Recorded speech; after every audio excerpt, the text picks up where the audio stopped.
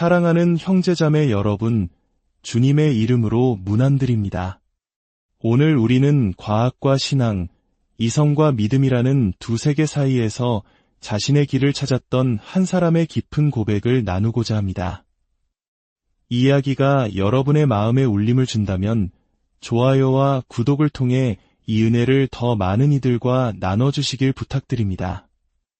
여러분의 작은 실천이 누군가에게는 큰 위로와 빛이 될 수 있습니다. 주님의 축복이 여러분의 나눔 위에 함께하기를 기도합니다. 자, 이제 여기 두 개의 이미지를 함께 보시겠습니다. 하나는 유럽의 유서 깊은 대성당에서 볼 수 있는 장엄하고 아름다운 스테인드 글라스 창문입니다. 수많은 빛깔의 유리 조각들이 모여 하나의 거대한 그림을 이루며 그 자체로 신성과 경이로움을 느끼게 합니다.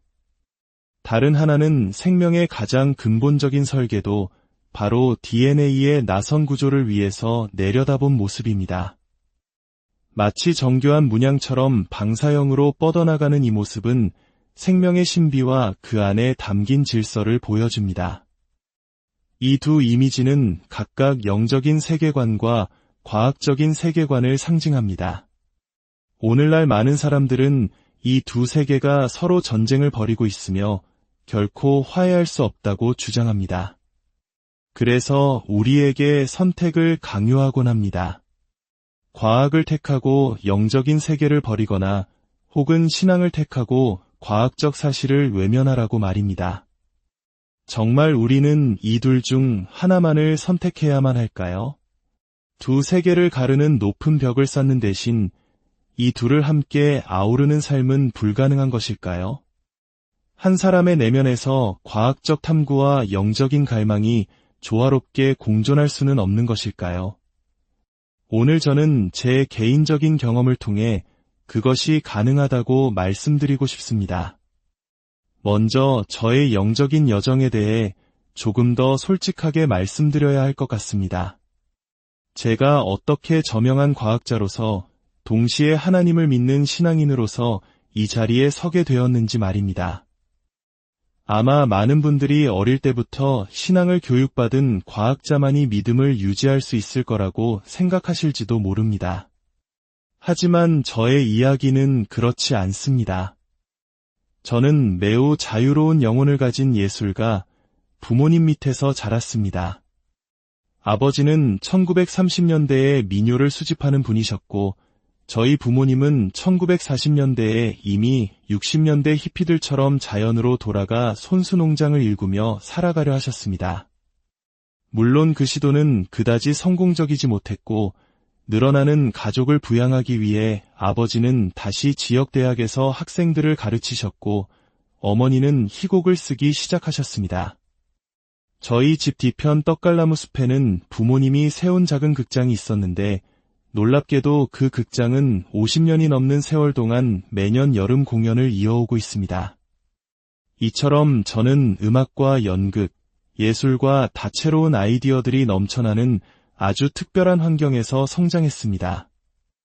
어머니는 제가 초등학교 6학년이 될 때까지 홈스쿨링으로 저를 가르치셨습니다. 1950년대에는 정말 보기 드문 일이었죠. 덕분에 저는 새로운 것을 배우는 즐거움을 온몸으로 깨우칠 수 있었습니다. 하지만 그 모든 배움 속에서 유일하게 빠져있던 것이 바로 신앙이었습니다. 부모님은 종교를 비난하지는 않으셨지만 그저 삶과 별로 관련 없는 것이라 여기셨습니다. 저 역시 자연스럽게 그런 생각을 갖게 되었습니다.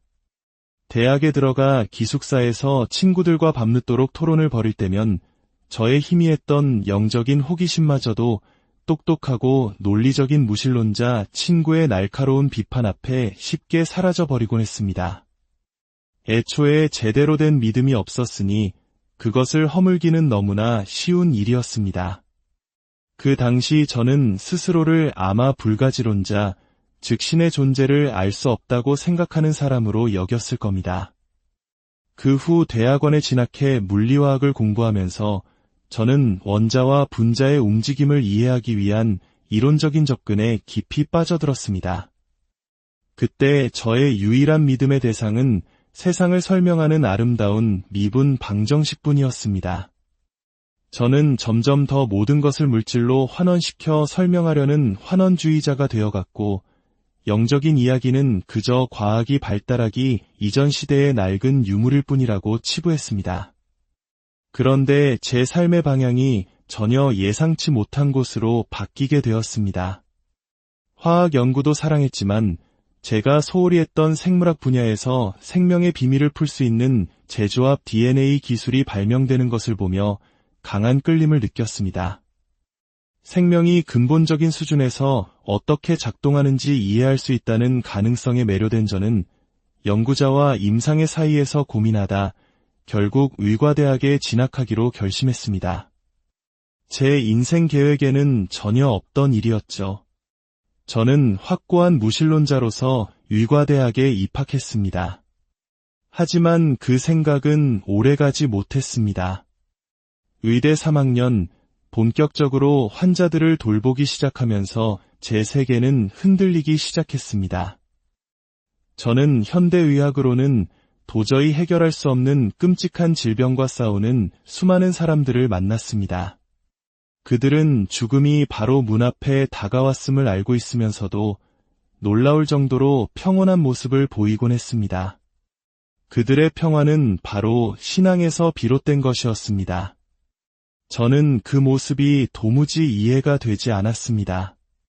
만약 내가 저 상황이라면 평온하기는커녕 극심한 공포에 휩싸일 것이 분명했습니다. 그 생각은 저를 무척 불안하게 만들었습니다. 그러던 어느 날 오후, 제가 담당하던 한 할머니 환자분과의 만남이 제 인생을 완전히 바꾸어 놓았습니다. 할머니는 심각한 심장병을 앓고 계셨고, 저희가 해드릴 수 있는 치료는 더 이상 남아있지 않았습니다. 자신의 삶이 끝나가고 있음을 아는 그분은 제게 아주 소박하고 진솔한 방식으로 자신의 믿음에 대해, 그리고 그 믿음이 다가올 죽음 앞에서 어떻게 자신에게 용기와 희망, 그리고 평안을 주는지를 이야기해 주셨습니다. 이야기를 마친 할머니는 당황한 채 침묵하고 있는 저를 의아한 눈으로 바라보시더니 이렇게 말씀하셨습니다. 의사 선생님, 저는 제 믿음에 대해 이야기했고 제 가족에 대해서도 이야기했지요. 이제 선생님께서도 무언가 말씀해 주실 수 있을 것 같은데, 그리고는 제 인생에서 가장 단순하면서도 가장 심오한 질문을 던지셨습니다. 선생님은 무엇을 믿으시나요? 그렇게 진심 어린 방식으로 그 질문을 던진 사람은 아무도 없었습니다. 저는 그 질문에 아무 대답도 할 수 없었습니다. 얼굴이 화끈 달아오르고 발밑에 단단했던 얼음이 산산조각 나는 듯한 불안감이 저를 덮쳤습니다. 제가 쌓아 올린 세계가 그 단순한 질문 하나에 송두리째 흔들리고 있었습니다. 선생님은 무엇을 믿으십니까? 그날 이후 저는 깊은 고민에 빠졌습니다. 그리고 문제의 본질을 깨달았습니다. 저는 과학자였습니다. 과학자는 데이터를 보고 증거를 검토한 후에 결론을 내리는 사람입니다. 하지만 저는 신은 없다는 결론을 내리면서 단 한 번도 그에 대한 증거를 찾아보려 노력한 적이 없었습니다. 그것은 이성적인 판단이 아니라 그저 제가 원했던 답, 저에게 편한 답을 선택했던 것에 불과했습니다. 어쩌면 저는 진실을 외면하고 있었던 것일지도 모릅니다. 저는 더 이상 그런 부끄러운 상황에 놓이고 싶지 않았고 증거를 찾아보기로 결심했습니다. 처음에는 세계 종교들의 경전을 닥치는 대로 읽기 시작했지만 머릿속은 더욱 혼란스러워졌습니다. 지금처럼 인터넷 검색 한 번으로 모든 것을 알 수 있는 시대도 아니었죠. 어찌할 바를 몰라 막막해하던 저는 결국 집 근처에 사는 한 목사님 댁에 문을 두드렸습니다. 그리고 솔직하게 털어놓았습니다. 저는 사람들이 말하는 신앙이 무엇인지 전혀 모르겠습니다. 하지만 이제는 알아야 할 때인 것 같습니다. 목사님이시니 믿음이 있으시겠죠. 제 질문에 답을 좀 해주십시오. 자비로운 목사님은 저의 불경스러울 수 있는 수많은 질문들을 인내심 있게 들어주셨습니다. 그리고 잠시 후 이렇게 말씀하셨습니다. 선생님은 지금 진리가 무엇인지 찾기 위한 여정을 하고 계시는군요. 그런 여정을 한 사람이 선생님이 처음은 아닙니다. 그러면서 책 한 권을 꺼내주셨습니다. 그 책의 저자 역시 선생님처럼 학문적인 관점에서 믿음을 탐구했던 사람이었습니다. 그는 저명한 옥스퍼드의 학자였는데 주변의 신앙인들을 이해할 수 없어 그들의 믿음이 얼마나 허술한지 증명해 보이려고 연구를 시작했다고 합니다. 목사님은 제게 말했습니다. 이 책을 읽어보시고 그에게 어떤 일이 일어났는지 직접 확인해 보시죠. 저는 그 작은 책을 받아들고 집으로 돌아와 읽기 시작했습니다. 책의 저자는 바로 C.S. 루이스였습니다. 책을 읽기 시작한 지 불과 몇 페이지 만에 저는 신앙에 대한 저의 반박 논리가 얼마나 유치하고 빈약했는지를 깨달았습니다. 그것은 마치 어린아이의 투정과도 같았습니다. C.S. 루이스의 깊이 있는 사색과 논리 정연한 설명은 하나님이라는 질문에 대해 인간의 이성이 얼마나 깊이 파고들 수 있는지를 보여주었습니다. 저는 이성과 신앙이 서로 반대편 극에 서 있다고 굳게 믿어왔는데 위대한 지성인은 페이지를 넘길 때마다 이성과 신앙이 서로 대립하는 것이 아니라 오히려 손을 잡고 함께 갈 수 있다는 사실을 설득력 있게 보여주었습니다. 그 후 1년 동안 저는 필사적으로 저항했습니다. 과학으로 단련된 제 이성이 쉽게 항복하기를 원치 않았기 때문입니다. 하지만 그 여정의 끝에서 저는 인정할 수밖에 없었습니다. 증거들을 검토해 본 결과 무신론이야말로 가장 비합리적인 선택이라는 것을 말입니다. 다시 처음의 두 이미지로 돌아가 봅시다. 스테인드 글라스와 DNA. 이 둘은 더 이상 서로 싸우는 적이 아닙니다. 저에게 과학은 하나님께서 창조하신 이 경이로운 세계가 어떻게 작동하는지를 설명해주는 도구입니다.